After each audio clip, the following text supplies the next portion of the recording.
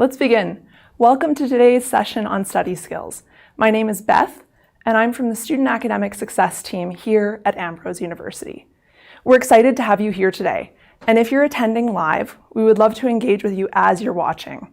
So if you haven't already done so, please sign into your YouTube account and introduce yourself in the live chat. You're welcome to jump in with questions and comments at any time throughout the session. To start us off on the topic of study skills, I have two questions for you. Let's imagine that you have a friend named Kyle. Kyle's stats prof has given students 20 practice questions for the upcoming exam. Now, let's imagine two alternatives. First, Kyle goes through the questions one by one. He spends all of his time working on these questions. Second, Kyle looks through the questions and notices that there are actually 5 different types of questions. He knows that he's comfortable with 3 of the types, so he focuses on the other 2 types of questions. After working through the problems, Kyle writes out a step-by-step process for solving the types of questions that he's having a hard time with. In both cases, let's say, he spends the same amount of time. So here are my 2 questions for you. In which scenario do you think Kyle will learn more? Scenario 1 or scenario 2? And then what makes one scenario better than the other? Now, while you're thinking, I'll give you a little bit of background on our topic. When we think of study skills, we think of a whole range of different topics, like memorization, test taking, note taking, time management, and lots more. We typically associate these skills with our academic pursuits, and certainly they can help us survive and hopefully thrive in school. They're the transferable skills that help us in every course, in every discipline, and in every stage of our studies. But these skills don't actually stop being important when we walk out of university with a degree in hand. In many ways, these skills are professional skills, the kinds of things that will help us succeed in the workplace and in society at large. In the workplace, you don't often have to take tests or read textbooks, but you might need to read emails or reports.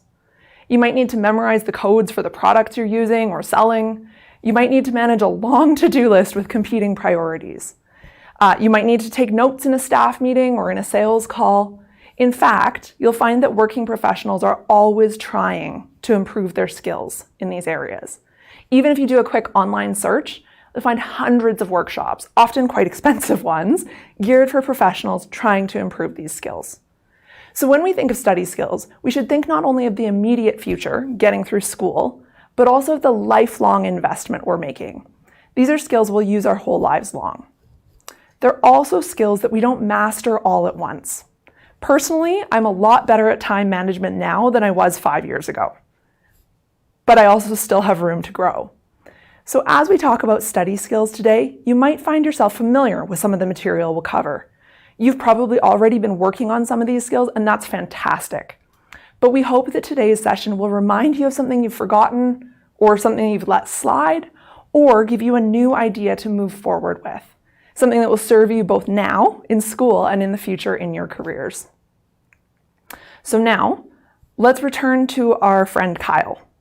Now, in the chat, Julia is noticing that he should focus on his problem area, so that would be scenario 2. We've got a couple other people saying hi as well. I would say that that Julia's observation is a good one. The second scenario is definitely the better one. And I think she's on to some of the reasons why. Let's take a closer look. And I want to see if we can kind of categorize and label the reasons why scenario 2 is better. And we'll use some pretty colors and stuff to identify some of the key elements. So the first thing we should notice is that Kyle, in the second scenario, knows that he has limited time. And he uses his time effectively by prioritizing the hard stuff. So that's what Julia's noticing. That's time management.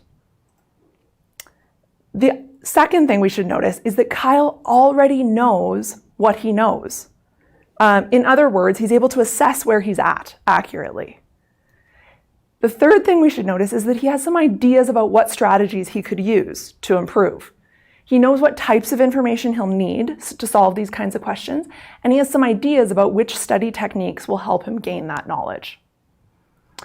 I want you to notice some crucial things here. First, the difference isn't about time. In both cases, he has the same amount of time. Also, the difference isn't about how smart he is or how much he knows about stats. A lot of times we kind of defeat ourselves by focusing too much on what we think, on whether we think we can do it or not. It's actually not about that. The scenarios are different because of what he knows about himself and what he knows about the learning process. So much of our success as learners isn't actually about our knowledge of the subject. It's about our knowledge of ourselves and our knowledge about how learning works. It's about our ability to plan well and follow through on our plans. This type of thinking about your thinking, is called metacognition, and it's critical to our success as learners. This term, metacognition, includes three different types of thinking. Metacognitive knowledge, which is thinking about how learning works and how we learn best. Metacognitive monitoring, which is the ability to assess our progress, to see where we're at and see where we want to be. And then metacognitive control, which is our ability to make decisions about what to do next based on what we know about where we are. These activities normally follow a cycle. We first need to understand what we're trying to do and make a plan to accomplish it. Then, once we've followed through, we have to assess where we're at and then adapt our strategies. We do this kind of thinking all the time, but often we don't do it consciously. And when we don't think consciously about what we want to accomplish or how we're going to accomplish it, we tend to get distracted and lose focus. Now think for a moment. Have you ever done something like Kyle did in the first scenario, where he just kind of goes through the problems one by one? I know I have. Sometimes I don't really stop to think through what's most important to learn or which strategies would work best, and I end up wasting loads of time and energy.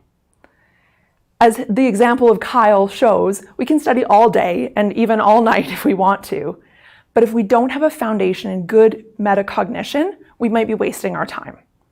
So today we're going to take a metacognitive approach to study skills. We're going to think about our thinking so that we can think more effectively. Now, as we discussed a moment ago, the first part of metacognition involves metacognitive knowledge, knowledge of how learning works. This includes two subcategories of knowledge. First, knowledge about learning in general.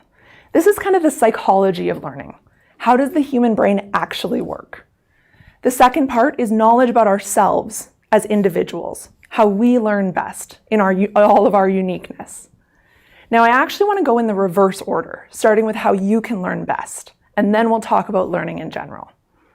I want to start with learning about how you learn best, because sometimes we oversimplify this side of studying, and then we end up constraining ourselves in negative ways. So I want to tackle this topic with a little bit more nuance. When it comes to understanding yourself, one of the first things that comes to mind is probably the idea of learning styles. You've probably all heard of learning styles, and you can probably name at least a couple. Most of us can even identify one that kind of describes us. Traditionally, you've probably heard people talk about four of them: visual, auditory, verbal, which is also called read-write, because that's how it's language skills, and then kinesthetic. Now, personally, I've always thought that I'm largely read-write, with maybe some visual thrown in there. I know I tend to learn well by writing things out or by drawing diagrams. But when it comes to learning music, I'm extremely auditory. I do read written music, but I actually don't read it well. I'm much better at just hearing the sounds and then repeating them. So I've often been kind of confused. Am I kind of the read-write person? Am I visual? Am I auditory? I don't know. I suspect I'm not the only one confused by this framework. I've talked to others who are a little bit unsure about how this idea of learning styles works for them. If that's you, there's good news. For most of us, our learning styles are actually flexible, and they can change depending on what we're learning. In fact, some disciplines tend to lean towards one style or another. Let's say that in my history class, I find that I learn well by reading and writing. Will reading and writing help me in my dance class or in athletics? Probably not so much. There's something about the discipline that seems to require kinesthetic learning. Also, research shows us that all of us learn better when we use multiple styles, not just one. So instead of always using one approach, switch it up a little bit. Create a diagram, make a song, listen to a recording. That variety will reinforce your learning, making more connections in your brain. So we need to know ourselves. We need to know the things that usually work for us. So if diagrams help you, keep diagramming. If you know that you prefer listening to recordings of your textbooks rather than reading them on the page, do it. But don't forget that you might be a different kind of learner in different contexts. So don't be afraid to use strategies that are different for theology than the ones that you're using for art history. And keep in mind that you are probably more capable and more flexible than even you've realized. Don't be afraid to try new things, even if they're from a different type of learning style. Now, this example shows us how important it is that we have accurate knowledge about how learning works. As much as we need to know about how we work, we also need to know about what the human brain needs to thrive. So let's start thinking about specific strategies we can use to learn. For example, we might go to class and listen to the prof. We might study by reading over our notes from class. We might also make flashcards, draw diagrams, teach a friend, write it out, do practice problems, and lots more. These strategies work for most of us because they take advantage of the strengths of the human brain. Specifically, they highlight 4 key elements of how humans learn. First, repetition. We almost never learn something the first time it comes up. Think about names. I rarely remember the names of people I meet for the first time. Some part of my brain says to me, you'll probably never see that person again. Why bother remembering that name? But then I start to see that person 2, 3, 4 times, and my brain starts to retain that information a lot better. The second thing is putting things into manageable chunks. That's why phone numbers, social insurance numbers, credit cards, and other numbers are broken up into pieces. We have an easier time remembering small units of things rather than long strings of things. The third thing is that we need to connect related things. At the most basic level, our brains are networks of connections, of neurons connected to other neurons. And so it's not terribly surprising that we learn by making connections, by understanding how ideas are related to each other. The more connections we have between our ideas, the more ways we have to access that information, and thus the more likely we are to actually retain it. The last kind of principle here is active engagement with the material. Our brains are constantly making new connections. That's what learning is. And when we learn actively, we're making it personal, incorporating knowledge into the architecture of our own brains. Now, these 4 principles of learning shouldn't be a surprise. We, on some level, know all of these things. But let's think for a second about the implications of this knowledge. And that will actually bring us to some practical tips. Now, these basic learning principles can help us identify study tools like flashcards or diagrams, but you probably already know lots about those types of tools. You probably use them. Let's look at each of these principles in turn to see if we can take any other tips from them. So let's start with repetition. Again, I want to look at 2 scenarios. This time, we've got our friend Raphael. Raphael has an exam on cellular respiration coming up in perhaps a couple of months. 3 days before the exam, he pulls out his notes and books and studies for 4 hours. He spends 3 hours looking over the material and then 1 hour kind of reviewing the whole thing. So total time, 4 hours. Now let's imagine that he has an exam on cellular respiration, same time frame. 2 weeks before the exam, he pulls out his notes and books and studies for 1 hour. He covers the first half of the chapter. The next day, he reviews the concepts for half an hour. The following Monday, he studies the second half of the chapter for an hour. And then the next day, reviews that material for half an hour. Then, the day before the exam, he reviews both parts of the chapter for an hour. So again, total time, 4 hours. Now, this scenario is pretty exaggerated, but think for a second, which one's better? The second one. This helps us identify a key point. If we really want to learn, when we're repeating things, the repetition shouldn't be all at one time. We need to space it out a little bit. That said, we don't want to space it out too much. If we wait too long before reviewing something we've studied, we'll actually lose a lot of it. If we review information shortly after studying it, we'll retain information a lot better. Notice that Raphael always studies something and then reviews it the next day. That's a really key point. The best window to review material is about 24 hours after you've learned it. If you memorize something in the afternoon, review it the next morning. If you memorize it in the morning, review it in the evening. This scenario helps us, but it doesn't tell us anything about when Raphael first learned about cellular respiration or what he did with the material then. So let's look at another scenario, this time with Olivia. So let's imagine that today, Olivia is learning about cellular respiration. She goes to class, then at the end of the day, she spends 30 minutes reviewing her class notes. At the end of the week, she then spends another 30 minutes reviewing kind of key concepts from the whole week. Finally, at the end of the term, she spends about an hour studying cellular respiration as a whole. So in total, she spent 2 hours of time. The second version of this scenario, same thing. Olivia is learning about cellular respiration.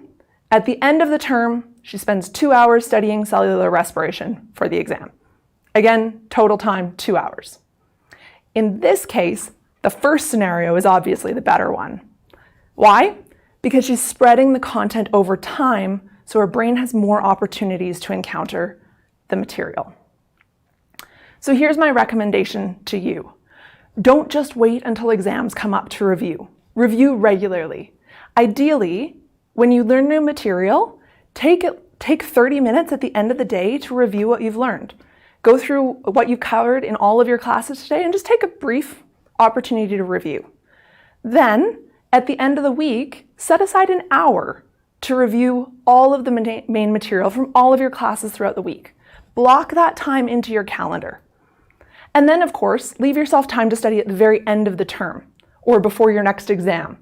Try to make sure that if you're studying for an exam, that you start about 2 weeks before it so that you have time to review material multiple times like Raphael did. So we can learn a lot just by thinking about the principles of learning, including repetition. We also want to think about the second principle, chunking. Let's turn there. The big takeaway from this principle is that we should break big topics down into little ones. This is familiar for many of us. Let's say that I'm in an intro bio class and I'm studying the structure and function of animal and plant cells. I might break my studying down into a few smaller categories. So perhaps cellular respiration, photosynthesis, and meiosis. That's a good start. But we also want to be intentional about how we chunk information so that we can organize it in helpful ways for our brain. So if the chunks follow a logical order, use that order when you're studying. If you need to know the steps in a process, study the steps in order. However, if the chunks don't follow a specific order, it actually is probably more helpful to change the order that you're studying them in every now and then. When we're studying for long periods of time, our brains get tired, and over time we retain less and less. If you're always studying meiosis last, you might not absorb as much of that material as you're absorbing about photosynthesis. So sometimes, instead of studying meiosis last, study it second or first. Again, we can be smart about how we chunk material so that our brain can absorb it more easily. The third principle is about making connections. And here, there's so many things that we could say. First of all, this principle reminds us of the importance of organization. There are simple things that we can do here, like labeling our notes for class with the date and the course, keeping all of our materials for one course together, whether that's in a physical folder or binder or in a file on our computer. So there's lots of things we can do there that will help us connect material so that our brain can make those connections. But this principle also reminds us of the power of habit or ritual. Because our brains are designed to make connections, we often associate things we're doing with the environment we're doing them in. When we build study habits or study rituals, we're kind of setting our brains up using our environment to prime our brains for learning. There are two key kinds of study rituals: environmental rituals and behavioral rituals. Environmental rituals are kind of the when and the where of your learning. So here, it can be helpful to establish some rituals around when you study. We can't always study at the same time of day. Our schedules might be all over the place, but it is helpful to have some general routines. Perhaps I usually have afternoons free, so maybe I can make a commitment to always study between 1 and 3 p.m. on Mondays and Thursdays. Then, all week long, I know that I'm going to be studying on Monday afternoon. When Monday afternoon rolls around, my brain's already primed to study. It's been preparing for that moment. Second, so that's kind of the when, then there's the where. Second, think about creating a designated place for studying. You've probably heard that you'll sleep better if you kind of reserve your bedroom strictly for sleeping. And that's because then your brain associates that space with sleep. When you walk into your bedroom, you'll already start to feel sleepy just because of that association, that connection in your brain. The same thing goes for studying. Try to find a space that you can use consistently for studying. If you do, when you walk into that space, you'll already be triggering your brain to get into study mode. Now, that's ideal, but the life of a student isn't always ideal. It's often hard to carve out a single place where you can always study and where you don't also have to do other things. So even if you can't create a consistent study space that you're only using for studying, there are other ways that you can use your environment to help prime your brain. Maybe your study space is in your living room, but you also use your living room for social activities and relaxation.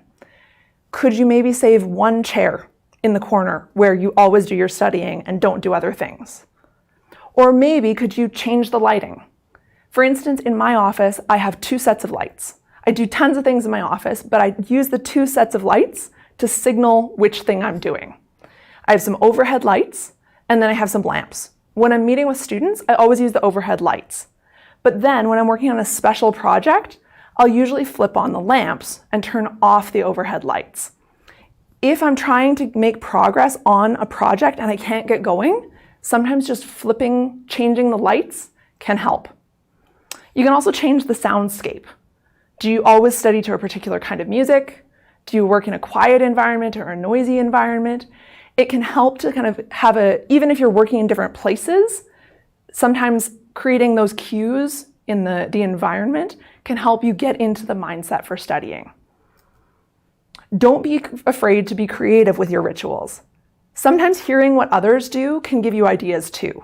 So if you're joining us live, take a second, think about some of the environmental rituals that maybe you already use, and throw them into the chat. And we'd love to hear about the rituals you're using because you can help to inspire other people. So take a minute and type some of those things in. And while you're thinking, I'll introduce you to the second type of ritual, which is behavioral rituals. These rituals involve things that you do, like how long you work at one time, what you eat or drink while you're working, or even what software you use to work in, what apps or programs you open up on your computer. I know for me, just making a cup of tea or opening my word processor can help me get started when I'm stuck, because those are things that I do when I'm working. So these rituals, whether they're environmental rituals or behavioral rituals, these rituals can have several benefits. As we've talked about, they get you in the right headspace to get things done. They also give you agency. They give you the sense that you can control something in a process that often feels outside of your control. They can also make you feel more comfortable and less stressed, which reduces some of the barriers to making progress. And here's another one. Sometimes they can even remind others around you of your commitments. If you have roommates or family members who are around, maybe it will cue them. If you're in your study chair, maybe that's a cue for them. Oh, Beth's studying. I should let her make progress on what she's doing. Maybe shouldn't interrupt her. So these can be good ways to develop your focus, cue your brain, and really prepare yourself to learn well. Now, let's check in with our chat. One of our comments says, sometimes I try to use the music. I don't know if there's necessarily one thing I always do. Yeah, so music can be a really great cue. I've heard lots of people talk about how when they wrote a particular project, they were listening to a particular album, and hearing that album always kind of makes them want to type or makes them want to get something done. So music can be helpful. There are other things you can do as well. And behavioral stuff, like going and making a cup of tea or something like that, if you always do that before you study, that you can do that no matter where you end up studying. You might end up having to buy a cup of tea rather than make it at home. But there are ways that you can overcome other issues if you can't always study in the same place. So take advantage of those opportunities, whatever they are, to build in those cues to your brain, the connection that tells your brain, oh, now I'm supposed to be studying. Our fourth principle is about active learning. Sadly, we often think of learning as a transaction. I give you the money and you give me the knowledge. Or perhaps I go to class and you give me the grade. That's a natural assumption on our part because so much of our world works that way. We think transactionally when we buy lunch or when we fill out government paperwork. But education doesn't work that way. No one can just upload wisdom into our brains in exchange for an e-transfer. On some level, we know this. But although we understand that we need to learn actively, we often don't practice it well.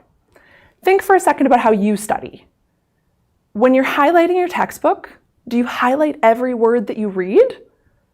Or do you just highlight the important stuff?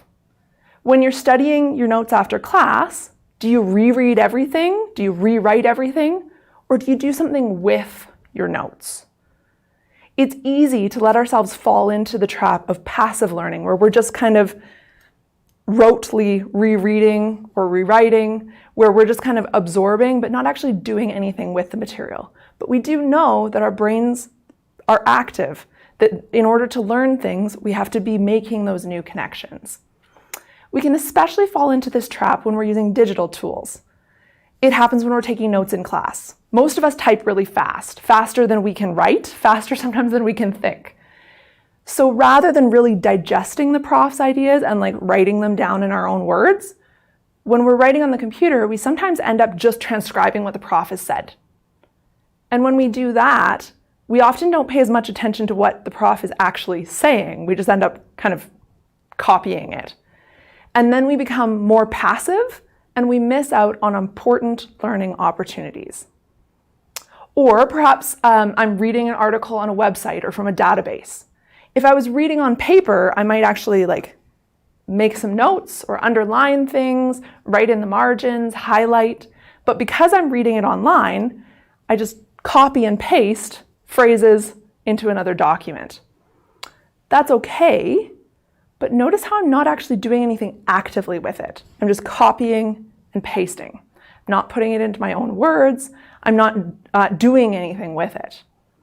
Now, so computers can be tempting in that they can create ways for us to learn more passively. That doesn't mean that you shouldn't use your computer for learning. You absolutely can and should, but you should be extra careful when you do that you're actually learning actively. And there's lots of options here.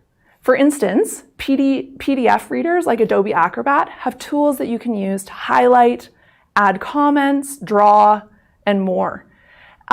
In Adobe Acrobat, on the example, you can see there's underlined text. There's also text on the side, that there's comments. The advantage of this is that later you can use that summary bar on the side to skim through your comments or even search for particular phrases. So when you get a class document as a PDF, you can still mark it up. Be active with how you're engaging with the text. There are also apps that you can use to mark up websites. Many of them have a subscription fee, but some of them are free extensions to the browser that you're using. You can also use note-taking software. You may have heard of things like Evernote or OneNote, and some of these are free as well. And some of those tools allow you to clip stuff from the web and then annotate on top of it. So not all of these tools will work for everyone, but find a way to stay actively engaged with the stuff that you're reading, especially when you're reading digitally.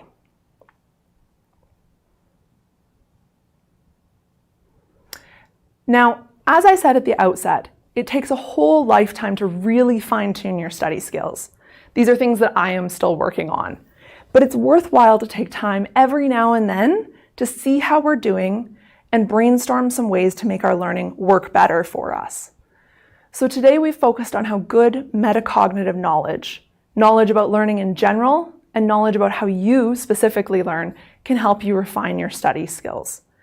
Now, if you've had any questions or comments along the way, please take a moment to write them into the live chat, and we'll respond to you. While you're thinking, I want to let you know about another important event that we have coming up. I did mention that good study skills will help you not only in the classroom, but also in the workplace. To keep building on your professional skills, we'd encourage you to check out our next live session, which is called Planning for Today's Job Market. And you'll learn more about what the job market looks like and ideas for how you can get ready for that now. For more information about that session and lots of others, please check out ambrose.edu/workshops. And you can also register to get reminders about these events. Now, let's see if there are any questions in our chat.